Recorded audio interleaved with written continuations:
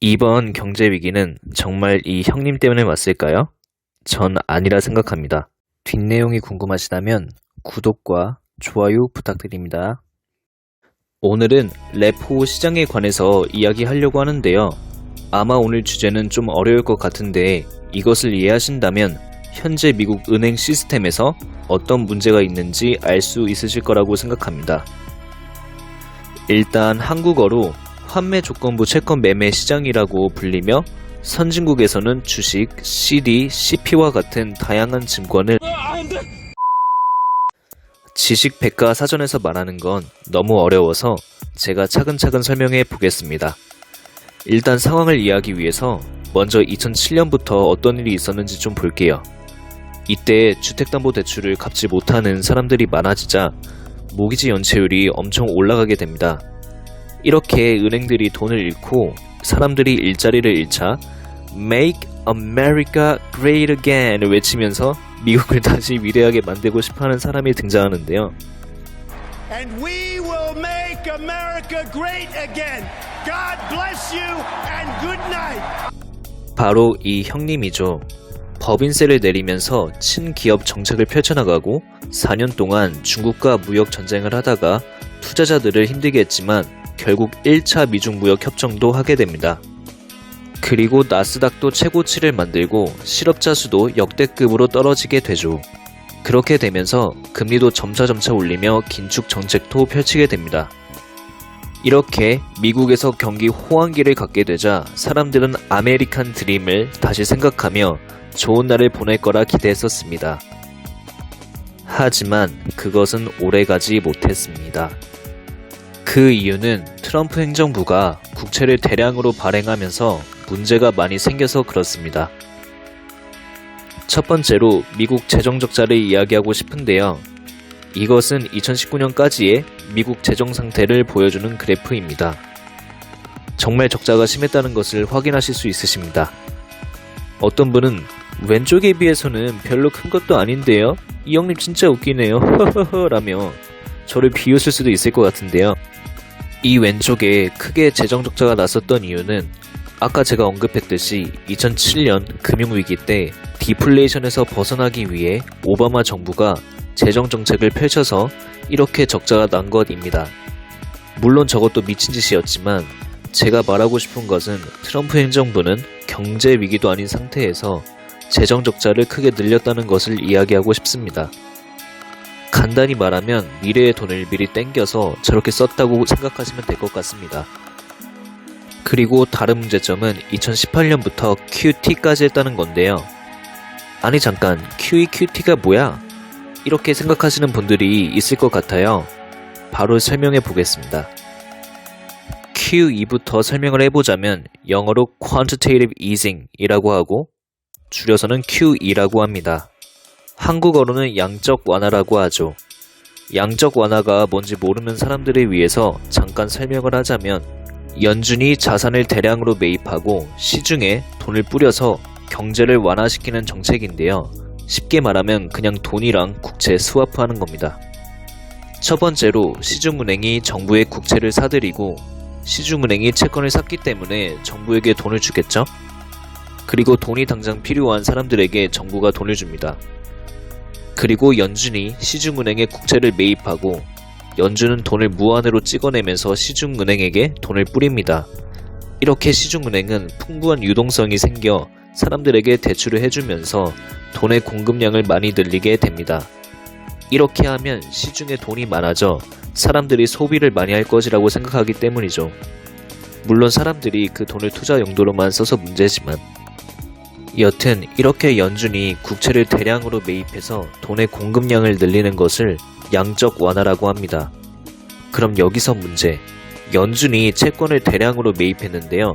이렇게 연준이 채권을 사들이면 연준 대차대조표는 어떻게 될까요? 이렇게 늘어나게 됩니다. 특히 2007년부터 2009년 사이 그리고 2020년 이후를 보신다면 양적 완화 때문에 그래프가 급격하게 올라가는 것을 확인하실 수 있으십니다. 좋아요. 우리는 양적 완화를 하면 연준의 자산이 늘어난다는 것을 이해했어요. 그렇다면 이 반대는 뭐라고 부를까요? 그것은 QT입니다. 영어로는 Quantitative Tightening 이라고 불리고 한국어로는 양적 기축이라고 하죠. 이것은 양적 완화랑 반대로 생각하시면 됩니다. 연준이 시중은행에게 채권을 매도하고 시중은행에 돈을 흡수하는 것이죠. 그래서 2018년부터 보면 연준의 자산이 줄게 되는 것을 확인하실 수 있는데요. 이것을 긴축 정책이라고 보면 되겠죠? 하지만 이렇게 연준이 돈을 흡수하고 트럼프 형님이 국채를 대량으로 발행한다면 오아시스에 물이 없는 것 마냥 은행에도 돈이 부족하게 돼서 유동성이 메마르게 됩니다. 어떠셨나요? 일단 짧게 오바마 행정부랑 트럼프 행정부 정책의 문제점을 이야기했습니다. 양적 완화, 양적 기축 이런 용어가 나오니까 많이 어렵게 느껴질 것 같아요. 사실 엘리트 형님들은 일반인들이 경제를 이해할 수 없게 하려고 일부러 이렇게 어려운 용어를 쓰는 것 같습니다. 마치 조선시대 때 일반 평민들에게 글자를 알려주지 않았던 것처럼 말이죠. 하지만 포기하지 않고 계속 이해를 하려고 노력하고 공부를 한다면 유대인들이랑 같은 한 배를 타며 같은 것을 누릴 수 있다고 생각을 해요. 좀 다른 이야기로 빠졌는데 이제 오늘 토픽인 레포 시장을 설명해 보겠습니다. 레포 시장을 이해하기 위해서 아까 제가 설명한 배경을 알아야 이해가 수월할 것 같습니다. 앞에서 설명했듯이 시중에 현금이 많이 없는 상태였던 배경을 생각하시고 레포 시장에 대해서 들으면 좋을 것 같아요. 그럼 레포 시장은 어떤 것일까요? 영어로는 repo market 또는 repurchase agreement 이라고 하는데 레포 시장은 은행들끼리의 대출이라고 생각하시면 될 것 같아요. 여러분들이 은행에서 대출을 받을 수 있는 것처럼 은행들도 은행들끼리 서로 대출을 주고받습니다. 정말 간단하게 설명하자면 이렇게 큰 은행들이 있고 이 은행들끼리 1일에서 14일 정도의 기간을 잡고 초단기로 대출을 하는 것을 레포 시장이라고 생각하시면 될 것 같습니다. 예를 들면 JP모건이 막 결제할 게 있거나 법인세를 내야 해서 현금이 필요한데 현금이 부족하다고 합시다. 그러면 다른 은행에 가서 단기적으로 돈을 빌리기 위해 레포 거래를 하는데요. 예를 들면 JP모건이 막 결제할 게 있거나 법인세를 내야 해서 현금이 필요한데 현금이 부족하다고 합시다. 그러면 다른 은행에 가서 단기적으로 돈을 빌리기 위해 레포 거래를 하는데요. 본인들의 자산을 담보로 하고 돈을 단기적으로 빌립니다. 담보는 안전한 자산을 담보로 해야 하기 때문에 대부분 국채로 레포를 하는 걸로 알고 있습니다. 여기서 중요한 것은 국채를 실제로 파는 게 아니라 담보로만 제공해서 돈을 빌리는 것이기 때문에 여전히 국채 금리를 받으면서 돈을 빌릴 수 있다는 장점이 있습니다. 그리고 바로 다음날 JP모건은 어제 빌렸던 돈에 조금의 이자를 붙여서 다시 돌려주는 거죠. 이것을 레포 시장이라고 합니다. 이런 거래가 매일 수십 개가 일어난다고 생각하시면 돼요. 다른 은행들도 마찬가지로 레포 거래를 하는데요. 웰스파고가 돈이 필요하면 국채 같은 안전한 자산을 담보로 하고 다른 은행한테 돈을 빌리는 것이죠. 그리고 조금의 이자와 함께 다음날에 돌려주는 것입니다. 하지만 이 거래에서 부작용이 생기게 되는데요. 이 부작용을 이해하기 위해선 국채를 알아야 합니다. 간단히 설명해 볼게요. 지금 보이는 차트는 국채 수익률을 보여주는 차트이고요. X축은 돈을 빌려주는 기간, 연도를 뜻하는 것이고 Y축은 금리를 뜻합니다. 정상적인 경제 상황에서는 2년짜리 같은 단기 채권들은 낮은 금리를 주는 경향이 있고 10년짜리 이상의 장기 채권들은 금리가 높은 경향이 있습니다. 여기서 경제가 아무 문제 없을 때라고 가정했을 때 장기 채권은 더 많이 금리를 준다는 것을 체크하시면 될 것 같고요. 부작용을 이야기해 볼게요. 지금 여러분들이 은행이라고 생각해 보세요. 현재 JP모건이 현금이 많이 부족한 상태라고 생각을 해봅시다.